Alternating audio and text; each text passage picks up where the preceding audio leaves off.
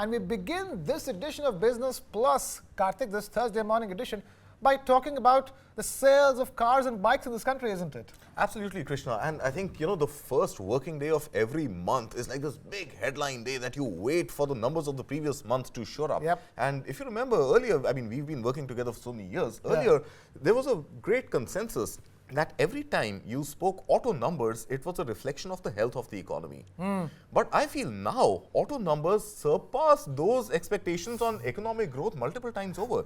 It's no longer just a state of the economy. I think it's a state of aspirations. It's a state of the faith that the citizens of the country have in assured income coming their way month after month to take the kind of loans they are taking. So it's not just the auto story we are focusing on today, but rather we'll try and put into perspective how auto numbers are so contrary to, let's say, employment numbers, Manufacturing numbers, and also the fact that, you have economic growth targets. If auto were to continue reflecting that, then year on year, month on month, we would be seeing GDP double, if not triple. Okay. That's a great note to start the show off with. So let's talk about the car and bike sales numbers for the month of October 2023. They have surpassed, they are soaring. Let me quickly take you through those numbers, Kartik. Let's look at those numbers. First up, I'm going to talk about the biggest car maker, the auto company in this country, and that is Maruti. Maruti's October sales was an all-time high, the highest ever monthly sales number. Total sales, domestic sales, this doesn't include the exports, 1.77 lakh units being sold. That's a growth of over 20%, double-digit growth in Maruti Suzuki's domestic sales. This is October 23, we're talking about. Mini and compact segment of Maruti, that's where the dip has been, 3.5%. But bear in mind, they still sold nearly 1 lakh mini and compact cars. So don't let this red arrow mislead you. But look at that. Whatever they lost in mini and compact segment, the utility vehicle segment, the SUVs of all shapes and sizes, they're up 91% to nearly 60,000 SUVs that only Maruti Suzuki India has sold for the month of October. Imagine the total number of SUVs being sold in this country by all big auto players. Total exports for Maruti, nearly 22,000. That's up around 7.5%. So all green show for Maruti. Just a 3.5% dip in mini and compact segment sales, but that's overcompensated in terms of SUV sales. Talking about the confidence of the Indian consumer all over again. That's what Kartik was talking about. This is a reflection of the confidence of the Indian consumer, not the export numbers, but the overall auto numbers from Maruti Suzuki. Let's also talk about the other ones, the big auto players. After Maruti, we have Tata Motors. Tata Motors is total sales up nearly 6% to, again, 83,000 units from the Tata Motors stable. That's all cars that we're talking about. And Tata Motors has also entered the SUV segment. Maruti was a laggard. It's catching up right now. Domestic sales for Tata Motors up 6% to over 80,000 units being sold. So Tata Motors also doing extremely well as far as its domestic sales are concerned and total sales are concerned. Exports as well. Passenger vehicle sales, 48,300 units, up 7%. Passenger vehicle sales alone, because bear in mind, Tata Motors has a huge gambit of auto products that it offers. So specifically passenger vehicle sales, and why we're talking about it, that's what the Indian consumer is buying. If the sentiment check of the Indian consumer is concerned, very confident, very sure, wanting to go out there and buy cars, wanting to go out there and buy SUVs, for God's sakes. Total sales of M&M, India's premier car maker, at 80,000 odd units, up 32%, double-digit growth for M&M in the month of October. Bear in mind, all these numbers are so great because it is the festive season after all. Domestic sales for M&M, again, up 35% to nearly 44,000 units being sold by M&M. And again, the famous M&M SUVs, utility vehicle sales up 36%, 43,700 odd units is what they have sold. So great numbers. Exports dipping a little bit. Bear in mind, the numbers aren't all that different, 2,700 to 1,800. But that 33% dip in exports compensated by a double-digit growth in domestic sales here in India. M&M too doing extremely well. Bear in mind, this is largely a diesel car company and just entering into the electric vehicle sector and still continue to do well.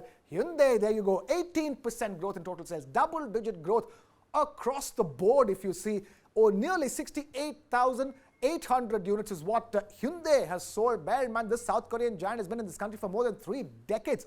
Domestic sales alone is over 55,000 units, up 15%, and exports too up 36%.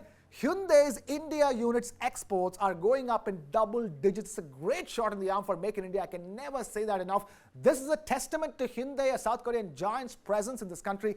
And during festive season, it's able to up its exports as well. MG Motors, the final of the car companies that we're taking, over 5,000 units sold, 17% growth. MG Motors doesn't sell cheap cars, they sell premium cars, and there too, you're seeing a great growth in demand. October demand was expected to be huge. It is finally proving itself to be huge. Bear in mind, this time around we have Diwali in the middle of November. So this demand surge could continue in the month of November as well. From from four-wheelers to two-wheelers, Bajaj Auto, 19% up, nearly over 4,70,000 bikes being sold by Bajaj Auto overall, and nearly 2,80,000 bikes being sold by Bajaj Auto in India alone. That's a growth of 35%. So it's not just the car sales. The Indian consumers' confidence is being able to, you can see it in the bike sales as well, which means a lot of rural demand is coming in for India's auto sector. So that is Bajaj Auto, and the other big two-wheeler maker in this country, Hero Moto, total sales up 26%, again double digits, to nearly 5,30,000 units being sold just for the month of October. 5,30,000 bikes have been sold by Hero MotoCorp. So that is a wrap-up of how both four-wheeler and two-wheeler sales in this country have been. So let me just take this back to Kartik then. Kartik, it's very simple. Mind-boggling, isn't it? Mind-boggling numbers. 20%, 30%, 35%, 91%. The SUVs of Maruti 800, month on month, they've almost doubled the number of cars they sold in October versus what they sold in September.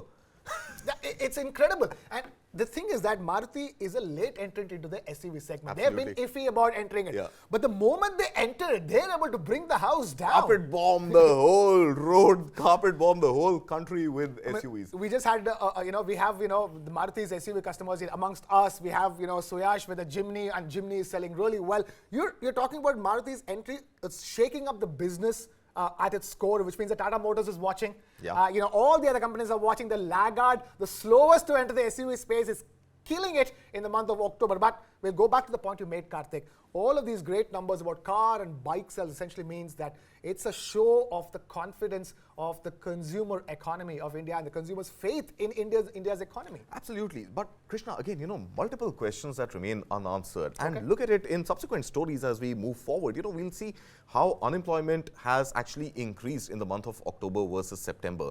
We will see how loan and the demand for loan is coming more from tier 3 and tier 2 cities as compared to metro or non-metro tier 1 cities. Now, overall, the point I'm trying to drive home, since we're talking about an auto company or an auto industry data, is the fact that, there is definitely this clear pivot from shared mobility to owned mobility. There is a clear pivot to new cars versus second-hand cars, which was the fad as we were just getting out of the COVID, 3-year lull period. Now, there is also this renewed assurance that I will find a job, I will find a way to continue making a living, I will be able to service my EMI. And even though the interest rates are high, we are in a high interest rate cycle, it doesn't seem to bother me. I still want to go own a ride, drive it. Petrol prices, diesel prices notwithstanding, EV charging infrastructure notwithstanding, I think the auto story in India is pretty much defying gravity and defying every other economic parameter out there by leaps and bounds. Right. Kartik, you're a Punjabi, I'll just say that, Indians like their gaddis, for sure. So, for God's sake, north to south, east to west, and you're rightly pointing out, especially post-pandemic, there is a renewed interest to own your own ride, because people realize what it was to be in the pandemic and not have a ride of your own. So you're so dependent, so vulnerable as far as your own mobility is concerned. So definitely that there is that push over there. But again, the only point here we want to tell all those people as we're talking about the confidence of this economy is that all the other data that has come out in the last 24 hours, again, they have not been great. The PMI manufacturing data has not been great. Unemployment data has not been great. And let's face it, we're still dealing with our own current account deficit woes, which we need to sort of make up going forward, isn't it, Kartik? True, absolutely. So I think PMI coming in for manufacturing at about 55%. 55 is still an okay number. Anything above 50 shows that you're growing. Anything below 50 is degrowth. So at 55, 5, even though it is at an 8-month low, it is still in the positive territory. So PMI, I would not worry about too much. I think PMI on the services side, when that comes in, that is something I would want to watch a little more closely, given the kind of headcount losses, job losses that we've seen in the IT sector.